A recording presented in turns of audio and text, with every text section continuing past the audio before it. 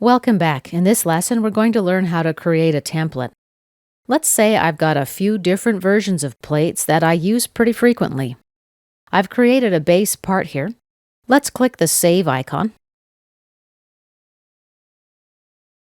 Now let's navigate to the Inventor installation directory and select the Templates folder. Let's click here to create a new folder. I'm going to call it Plates. Let's open the folder.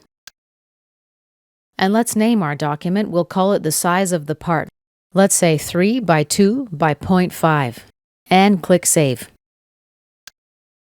Inventor warns us that the selected location isn't in the active project. Do we want to continue?